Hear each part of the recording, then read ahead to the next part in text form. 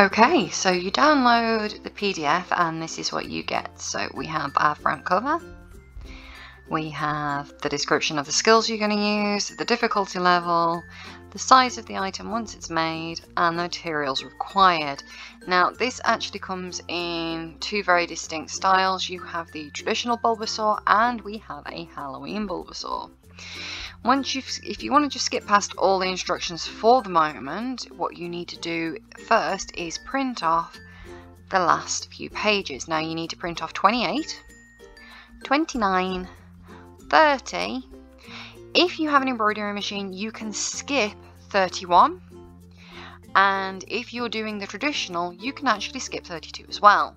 32 is specifically the Halloween pumpkin make, which has the pumpkin base, pumpkin sides, and the stem for the pumpkin. So for today and today's make, I'm actually only using pages 28, 29, and 30. As you know, once I've printed off my patterns, I like to cover them in sticky back plastic. This does extend the life of the pattern and it means that it's easier to use multiple times. Here I've actually found that a bread cutter is actually a really good tool to use with the sticky back plastic to ensure that you get no air bubbles. Bit of an unusual tool, but it works for me.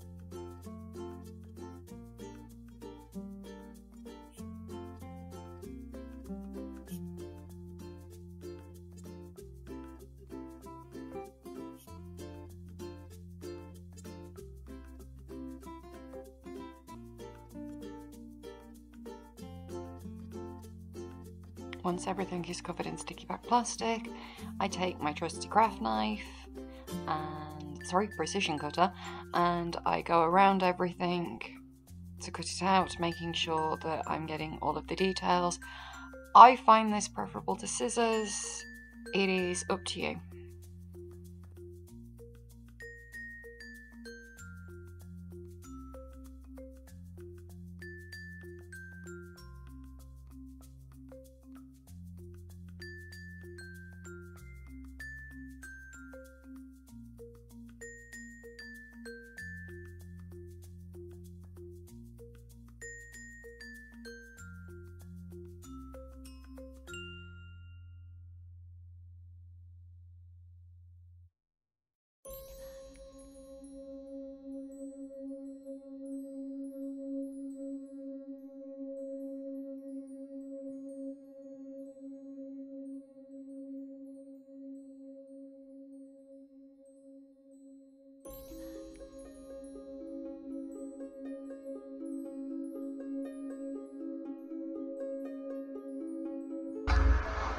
For those of you with an embroidery machine, and for myself, this PDF shows you very much the embroidery. It tells you the order in which it's made, and it's just basically the accompanying file. So the overview, it tells us that we're going to need the face, the body spots for the right and left side, and if you're doing the Halloween, the pumpkin face. Now I'm doing the bog standard one, so I didn't actually need that. Now, this part is extremely important for this one.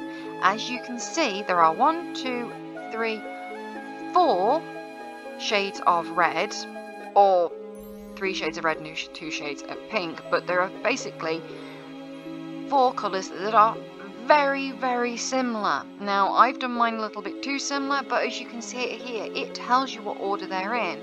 So A is your cheeks, B is the top half of the eyes, C is the bottom half of the eyes, with D being the, I don't know whether you call the reflections or the detailing on the eyes, E being the white, F is your black, which is your smile and your eyebrows, G is your spot, and H, you actually don't need a red for this, so it is actually 3 different reds. H is the part that basically, because she's picked red, so it shows up on the majority of fabrics. This one, as I've said before, you can just leave the last colour you had in and continue with that one.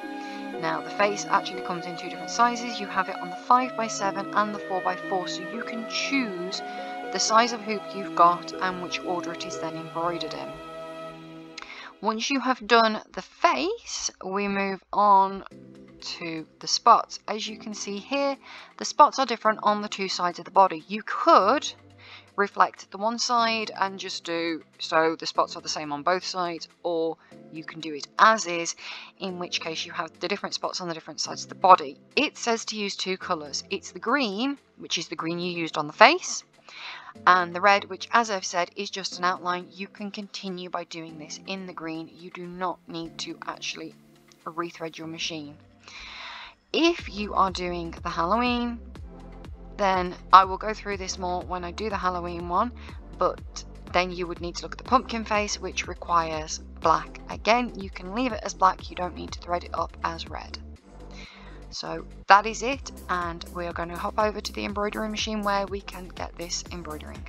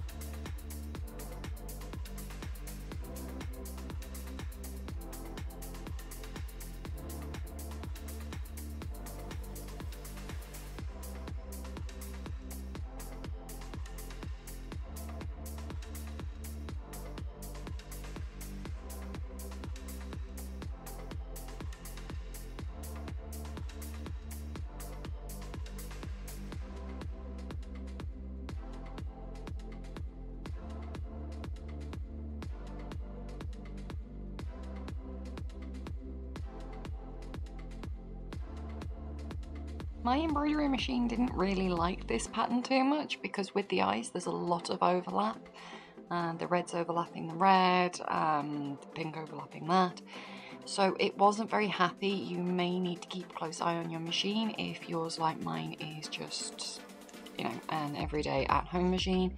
You might just want to stay close by.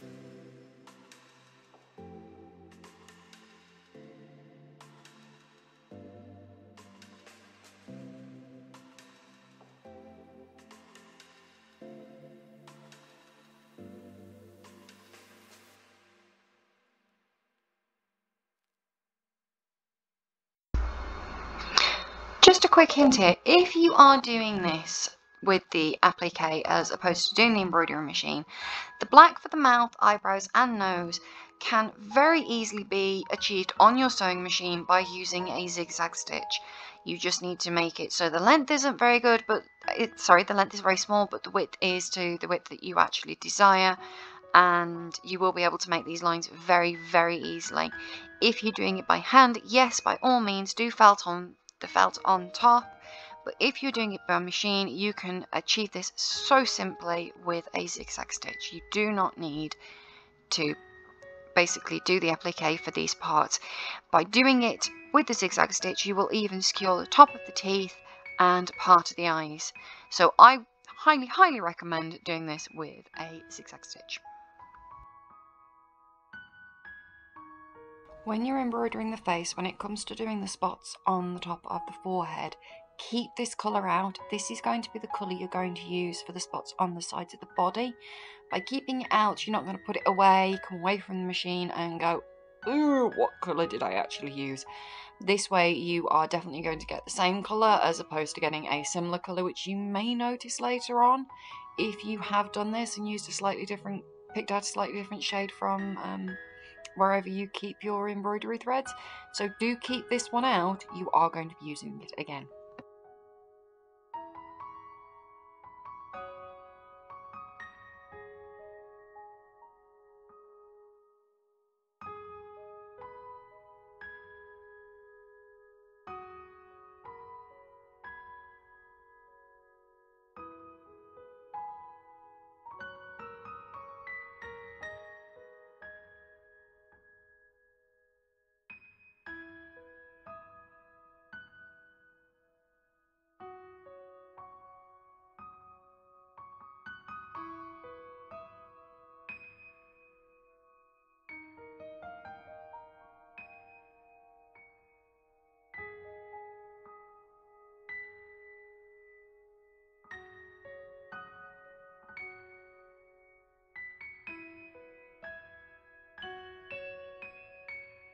When you start to cut out your pattern, you start with the pieces that have been embroidered, making sure you get the features in the correct place. From there, you can then cut out the pieces that don't have any detailing on them. I don't tend to pin my pattern when I'm using this type of fabric and this size of pattern. I find it's easier. I can lift it, I can manipulate it. So I started off with the head, then the sides of the body, and then the other part before moving on to the secondary fabric.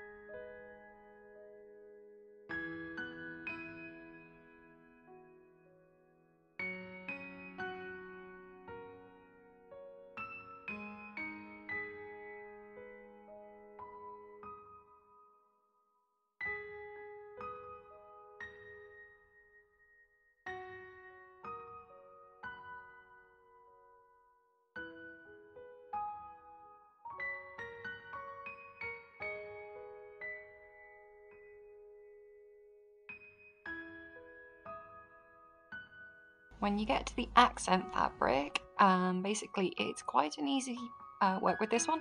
You're going to do the base of the bulb, and then do check how many of these things you need and do read carefully, because the bulb side you actually need 6, and 1 of the base and 1 of the inner part, but you do need 6 of the bulb side.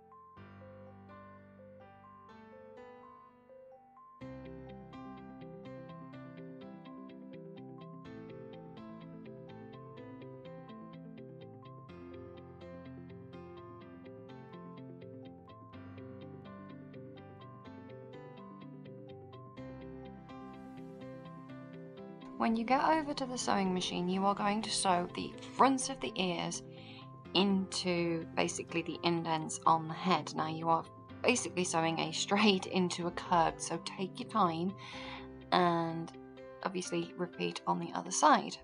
When you've secured the ears in place, it's time to sew all of the little notches that actually give our head its 3 dimensions. So you're going to sew the 4 notches, 2 on the top, 2 on the bottom for the head.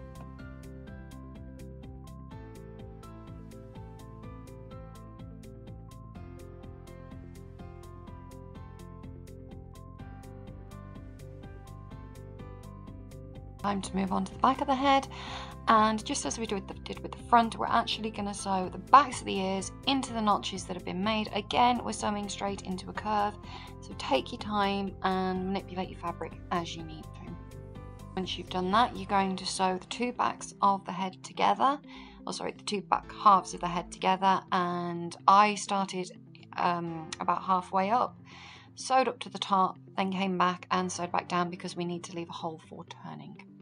You have a completed front and a completed back of the head, you're going to sew the 2 together so we have a complete face and head.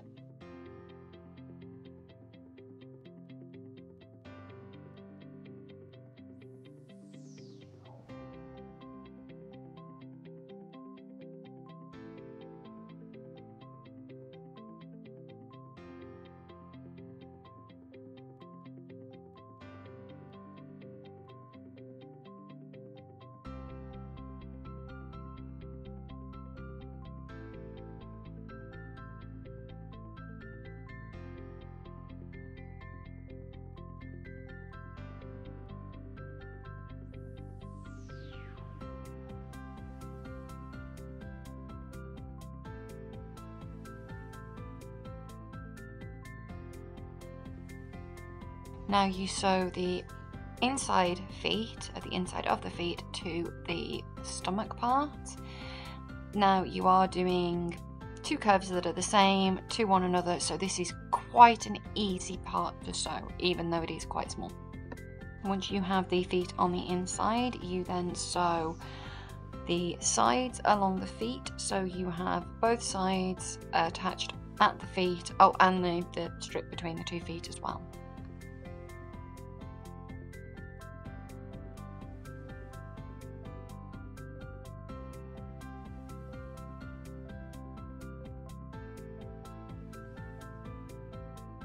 Now attach the strip that goes along the back to the stomach. From there you're going to attach it along both sides. Now I cut my strip a little bit too long. I knew I'd done it at the time, but actually this is perfect as it means I've got a nice opening where I can stuff the Bulbasaur from. So as I say, you attach it straight across the one side of the stomach, and then you're going to sew that strip up and across the back of both sides of your Bulbasaur, leaving a gap at the end. What I've actually done is I've left a small gap on each side, and I've also left it open instead of attaching it to the other side of the stomach as well. Once you've completed that, it is time to move on to the bulb on Bulbasaur's back. We do this by adjoining basically all those 6 pieces together. Now what I've done is I've taken them in pairs and I've sewn it up one side of all 3 pairs, then I've taken the pairs and I've sewn them together, so I have the 6 panels side by side. You have the 6 panels together, you are going to sew the inside part of the bulb. Basically that is by sewing it across the points at the top. Now you're going to sew up, so all 6 go spherical and they're all attached to each other, up and over the curve at the top, and leaving a small gap at the bottom again for turning. Then take it from there down, and then you are going to attach the base, which can be a little bit fiddly, and it depends which way you have it up, but you are attaching the base circle to the top of the bulb. I'm sure this makes a lot more sense visually to how I've put it, but basically you are taking all 6 panels, you're attaching them all along the one side, so it's basically an open strip. You're going to attach the top part, which then will tuck in when it's turned. When you attach them so they go full circle, you leave a gap for turning and you attach the circle base at the bottom.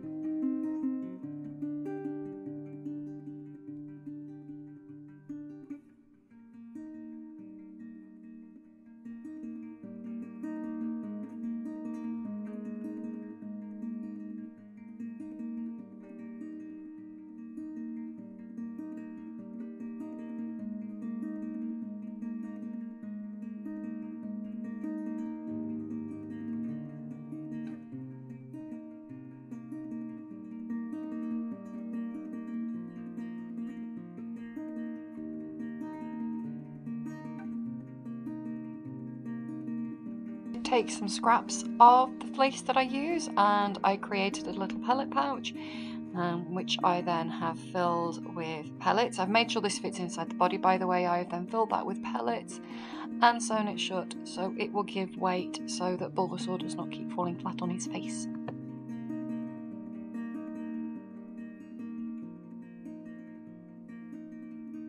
From there I have stuffed and sewn up my head, then moved on to stuffing and filling the bulb for the back, which once I have stuffed it, I have sewn up the opening for the filling. I've then put my needle through the middle of the indent and pulled it out the bottom to make sure that this doesn't pop out the top. This is to give the shape, and it gives the opening at the top, which has that slightly open look.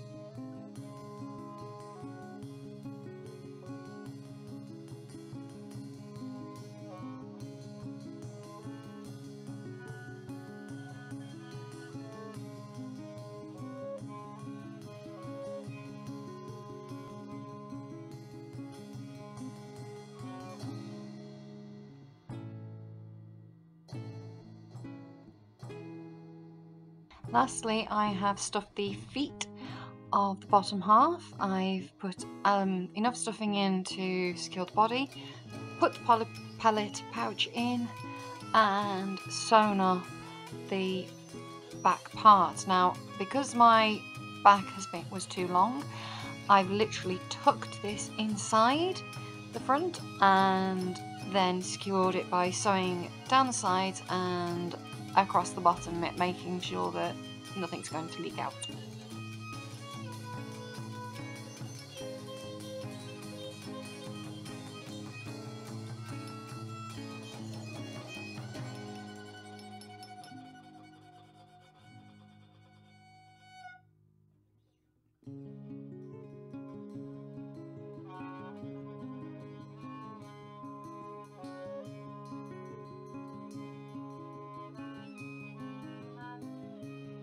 Comes to positioning the doll. Now, on the pattern there is actually parts you can cut out that will allow you to position it the same each time. What I've done is positioned it in where I actually feel that I want the head, and then I've secured the head to the body that way. Once the head was attached to the body and I felt it was secure enough, I have taken my bulb, where I've taken the thread from the top of the bulb right through to the bottom, I've moved that across, secured it, and then I have attached my bulb to my body in the same way I've attached the head.